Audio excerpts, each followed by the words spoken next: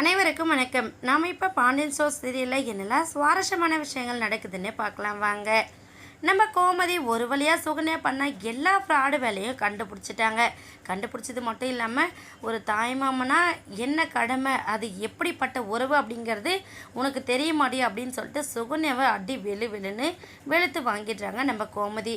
இதெல்லாம் ஒரு பக்கம் இருந்தாலும் நம்ம சுகன்யா இவ்வளோ மாட்டியும் நான் எதுவுமே பண்ணலாமாச்சு, உங்கள் மேலே வேணா நான் ப்ராமிஸ் பண்ணுறேன் அப்படிங்கிற மாதிரி போக உடனே நம்ம அரசு சட்டுன்னு கோவப்பட்டு ஏய் என்ன பொய் சொல்லிட்டுருக்கியா, என்னோடய வாழ்க்கையே நாசமாக போனதுக்கு முக்கிய காரணமே நீ தான், அது இப்போ எங்கள் வீட்டில் எல்லாருக்கும் தெரிஞ்சிருச்சுல்ல அப்படின்னு சொல்லிட்டு நம்ம அரசு ஒரு பக்கம் பேசுகிறாங்க.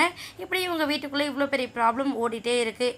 இந்த விஷயம் எல்லாமே நம்ம குமரல் வீட்டில் எல்லாருக்குமே தெரிஞ்சிருச்சு. தெரிய வந்தது என்ன பண்ணுறாரு நம்ம கோமதியோட அண்ணான்னு பார்த்தீங்கன்னா வெளியே வந்து நின்று யோ பாண்டியா வெளியே வாயா அப்படின்னு சொல்லிட்டு சத்தம் போடுறாரு.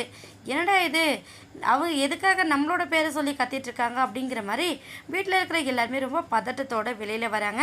வெளியில் வந்ததும் என்ன ஆகுதுன்னு சொல்லிட்டு பார்த்தீங்கன்னா நம்ம பாண்டியன் கிட்ட வம்பிழுக்கிறாங்க. என் தம்பி பழனிக்காக நாங்கள் ஆசையாக பார்த்து கொண்டு வந்து வச்ச பொண்ணு உங்கள் வீட்டில் வந்து இப்படி துன்புறுத்திட்டு இருக்கீங்களே, இதுதான் உங்களோட பழக்கமா, இதுதான் உங்களோட நடைமுறை வாழ்க்கையா அப்படிங்கிற மாதிரி சத்தம் போட்டுட்ருக்காங்க.